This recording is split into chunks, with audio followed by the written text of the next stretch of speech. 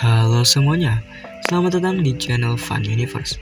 Di kesempatan kali ini, saya akan membacakan alur cerita Donghua terkenal, yaitu Battle Through the Heaven, di lanjutan episode 143. Jadi, langsung aja kita masuk ke recap alur ceritanya. Skuy. Film dimulai dengan pertempuran Shoyan MC kita dengan Tianzun Aula Jiwa K9, Moyu.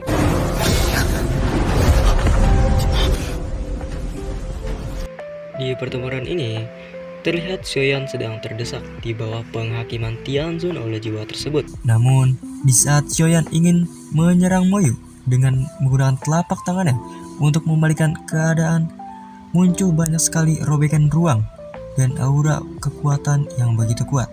Sampai-sampai seluruh medan perang terkejut dengan kuatnya aura kekuatan tersebut.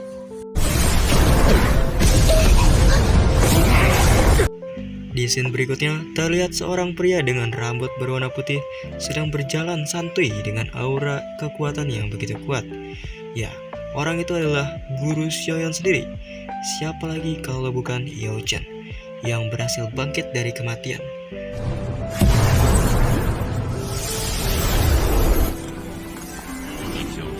Selanjutnya, Yao Chen mengatakan bahwa Tianjun Aula Jiwa tidak punya kualifikasi untuk membawa muridnya pergi.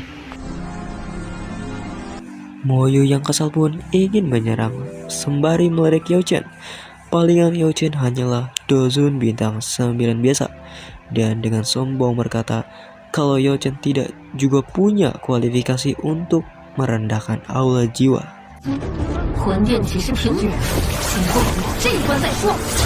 Saat Moyu mengeluarkan serangannya, Yao Chen hanya berdiri tegak dengan mengeluarkan kubus berwarna putih.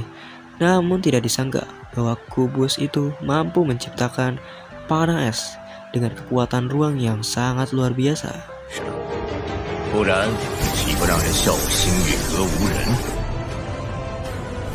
Moyu hanya terdiam tercengang dengan kekuatan sang alkemis Yao Chen. Dan saat Moyu terdiam itu, Yao Chen menyerang dan membantu pasukan dari pavilion bintang jatuh dengan cara menyerang pasukan Aula Jiwa yang lain dengan kekuatan yang luar biasa.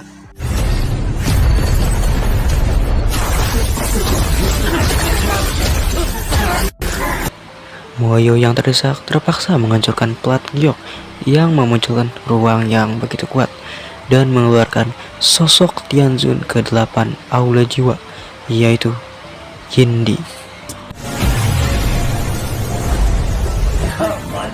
Yindi pun heran kenapa Moyu menggunakan plat giok dan memanggilnya.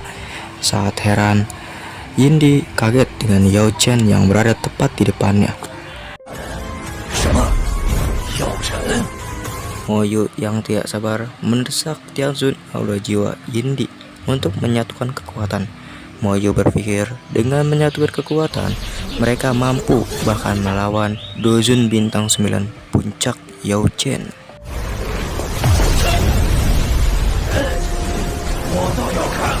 Moyu dan Yindi mengeluarkan kekuatan bola raksasa dengan aura yang luar biasa. Yindi mengatakan ingin melihat bagaimana Yao Chen menyelamatkan diri sendiri atau pavilion bintang jatuh. Namun Yao Chen yang tidak merespon dan hanya mengulurkan telapak tangannya yang membuat bola raksasa yang di depannya itu berhenti seketika, yang membuat semua orang terkejut.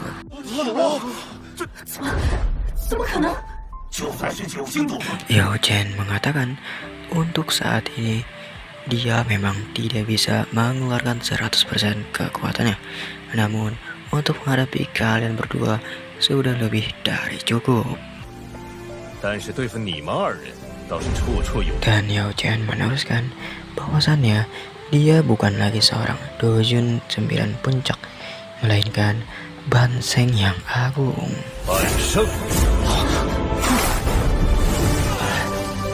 Kedua Tianzun yang mendengar itu pun panik dan ingin melarikan diri. Namun Yao Chen tidak mungkin membiarkan mereka kabur semudah itu.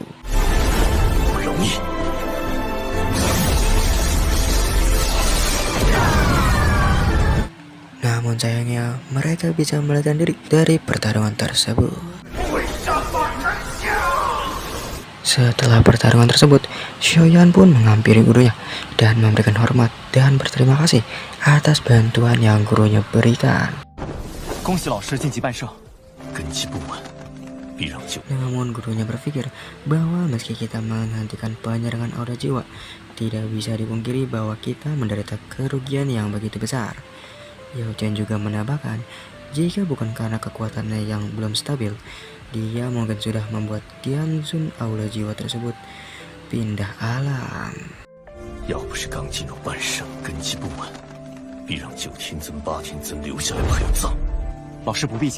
Xiaoyan mengatakan, jika bukan karena bantuan gurunya, mungkin pavilion bintang jatuh akan menderita kerugian yang akan jauh lebih besar.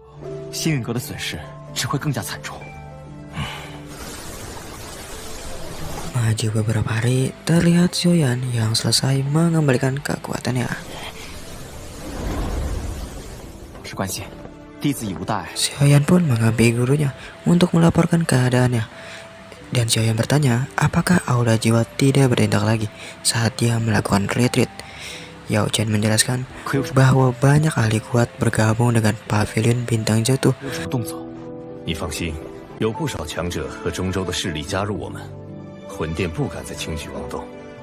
Xiaoyan melanjutkan dengan mengembalikan kembali cincin yang Yao Chen berikan kepadanya pada saat awal-awal bertemu.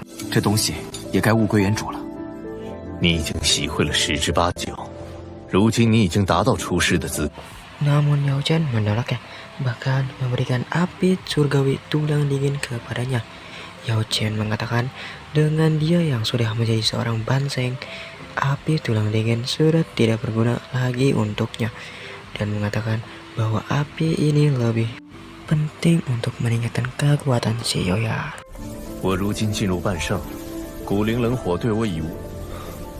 Xiaoyan menolak dan mengatakan api surgawi sangat penting bagi seorang alkemis.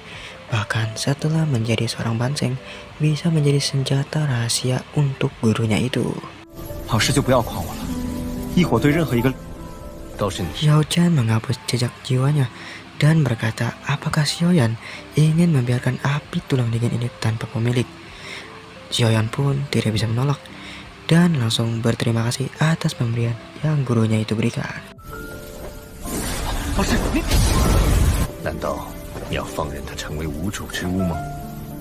Setelah itu, Yao Chen bertanya bagaimana tentang soal gulungan kuno api lotus yang sudah terkumpul. Saya menjawab, sejak terakhir kali mendapatkannya di wilayah surut hitam, dia tidak pernah mendapatkannya lagi.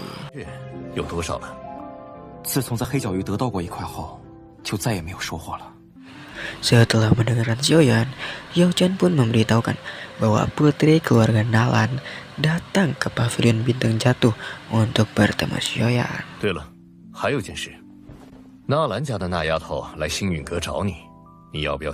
Di tempat pavilion bintang jatuh yang lain, terlihat Nalan Yanran sedang gelisah dan berkata kepada Xiaoyan bahwa dia meminta bantuan dirinya untuk menyelamatkan gurunya, dan mulai menceritakan gurunya yang menjadi tetua tamu di sekte bunga. Gurunya bertemu seorang nenek-nenek lumpuh dan merawatnya. Tidak disangka nenek itu ternyata adalah ketua sekte bunga yang sebelumnya. Dengan suatu hal, nenek itu mentransfer sama Doki seumur hidupnya ke tubuh gurunya dan memberikan rencana ketua sekte, dan berharap dia menjadi ketua sekte bunga selanjutnya. Namun, gurunya yang tidak menginginkan posisi tersebut menimbulkan adanya konflik di dalam sekte bunga dan membuat sekte bunga membuat ketua sementara dan menemukan gurunya.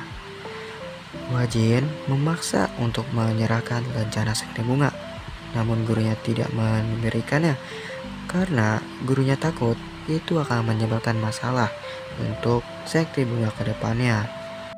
Wajin pun marah dan ingin menantangnya bertarung untuk memperjelas kelayakan gurunya untuk menyimpan token rencana tersebut. Xiaoyan bertanya berapa kekuatan dari kedua pasangan tersebut. Huajin adalah Dozun bintang 4 dan kekasihnya adalah Dozun bintang 6, cetus dari Alan Yanran. Namun Hyojen datang dan berkata, "Pergilah," dan menjelaskan iblis bunga berasal dari sekte Tianming tersebut selalu berseteru dengan pavilion bintang jatuh, dan jika Huajin menjadi ketua sekte, dia pasti akan dekat dengan sekte Tianming, dan itu tidak akan menguntungkan bagi kita. 若花锦成为宗主，必会亲近天明宗，这对我星陨阁不利。参见耀阁主。 Hyojen pun memerintahkan Xiaoyan untuk membantu Yunyun atau gurunya Nalat. Itu dapat membantu pavilion bintang jatuh mendapatkan sekutu yang kuat jika Yunyun berhasil menjadi ketua sekte. 宗主之位，便能替我们星陨阁拉拢一位底蕴深厚的盟友。 Hyojen pun memberikan jet ruang yang memungkinkan Xiaoyan untuk meminta bantuannya saat dalam keadaan terdesak. 你若遇上无法应对的情况，便捏碎这空间玉简，为师会第一时间赶到。 Nalan pun mengatakan kalau pertarungan akan dimulai dalam setengah bulan lagi, dan tidak ada seorang pun selain Xiaoyan yang dapat membantunya. 半个月，我无人可求，只有你能帮到老师了。 Xiaoyan pun berkata kalau itu sangatlah mendesak. Namun Xiaoyan melanjutkan, kali ini biarkan dia membawa King Lin, karena Xiao Yishan dan Tian Hu sedang melakukan retreat. 个月吗？时间有些紧迫，这次就让青灵和我去吧。 Yao Chen menjelaskan, selama ini dia akan mencari cara untuk membantu Tian Hu memulihkan kekuatan puncaknya.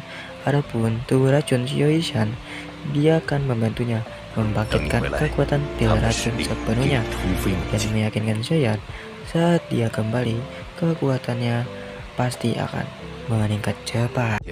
我会想办法帮天火尊者恢复巅峰实力，他彻底激发斗丹力量。等你回来。 Terima kasih sudah menonton alur cerita film ini sampai habis. Mohon maaf jika ada kesalahan kata, dan sampai jumpa di video selanjutnya. Adios.